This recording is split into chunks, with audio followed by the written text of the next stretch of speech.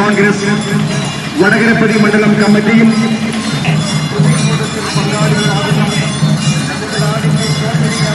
കർഷകർക്ക് അവർ സംഭരിക്കുന്ന നെല്ലിനും മറ്റും കാർഷിക ഉൽപ്പന്നങ്ങൾക്കും ന്യായമായിട്ടുള്ള വില മുതൽ ഇരട്ടക്കുളം വരെയുള്ള റോഡിന്റെ ശോചനീയ അവസ്ഥ ഓരോ ദിവസവും ഓരോ റോഡും തകർന്നു പോയിരിക്കുന്നു.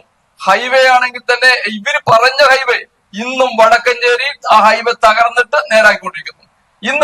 ഇന്നലെ തന്നെ ഒരു കോടതി വിധി വന്നിട്ടുണ്ട്, ടോൾ പിരിക്കരുത്. എന്തെന്നറിയോ, ഈ റോഡിൽ വളരെ വളരെ ശോചനീയ അവസ്ഥയിൽ യാത്ര ചെയ്യുമ്പോൾ എങ്ങനെയാണ് ടോൾ പിരിക്കുക? അപ്പൊ ടോൾ പിരിക്കേണ്ടെന്ന് ഹൈക്കോടതി വരെ ഉത്തരവ് കൊടുത്തിരിക്കുന്നു.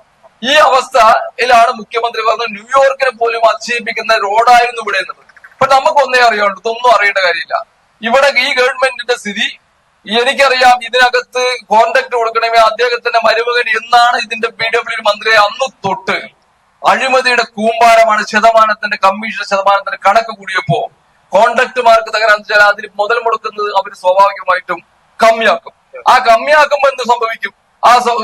ഈ വർഷം 5 വർഷത്തിന് വേണ്ടിയിട്ട് കരാറ് കൊടുത്തിട്ടുള്ള ആ റോഡ് പോലും 1 വർഷം കഴിയിപ്പിക്കാൻ തകർന്ന് തരിപ്പുടമാകണമെങ്കിൽ അതിന്റെ കമ്മീഷന്റെ കമ്മീഷന്റെ തോത് കൂട്ടിയത് കൊണ്ടാണ് എന്നാണ് എനിക്ക് പറയാം. അല്ലാതെ ഇന്നകത്ത് മരുമകനെ ചോദ്യം ചെയ്യാൻ ആരുമില്ലാത്തതുകൊണ്ട് അദ്ദേഹത്തിന്റെ ദൂർത്തും അദ്ദേഹത്തിന്റെ അഴിമതിയത്തിന്റെ പ്രതിഫലമാണ് ഈ റോഡിന് തകർച്ച. ആ തകർന്നുമ്പോ അത് പരിഹാരം കാണാൻ ഒന്നില്ലെങ്കിൽ ഏതെങ്കിലും 4 പൊടി കൊണ്ടുവന്ന് മോട്ടി അടിച്ച് മുന്നോട്ട് പോകും, അത് പിറ്റേ ദിവസം വീണ്ടും വരും. അപ്പൊ ഇതിനകത്ത് സാധ്യത പരിഹാരം കാണണം. ഒരു UDF ഗവൺമെന്റ് ഉണ്ടാവുമ്പോൾ ഒരു 10-12 വർഷം മുമ്പ് ഈ റോഡൊന്ന് പണിതതാണ്.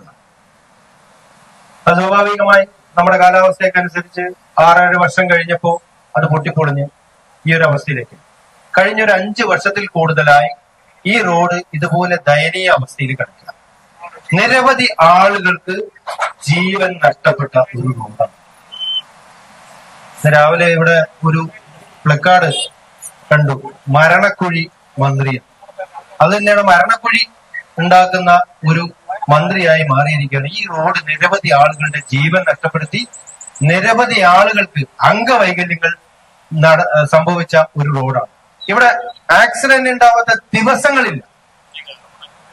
ഇന്ന് അരമണിക്കൂർ മുമ്പ് വരെ ഇവിടെ ആക്സിഡന്റ് ഉണ്ടായിരിക്കും. എല്ലാ ദിവസവും ആക്സിഡന്റാണ്. ഇത് തമിഴ്നാടുമായി ബന്ധിപ്പിക്കുന്ന അന്തർ സംസ്ഥാന റോഡാണ്. ഇത്രയും സുപ്രധാനമായ റോഡ് ഈ ഒരു അവസ്ഥയിൽ വർഷങ്ങളായി കിടന്നിട്ടും ഈ നിയോജക മണ്ഡലത്തിന് ഒരു മന്ത്രി ഉണ്ടായിട്ടും ഇവിടെ ഇതിനൊരു പരിഹാരം കാണാത്തതിന് ഒരു പ്രതീകാത്മക സമരമാണ്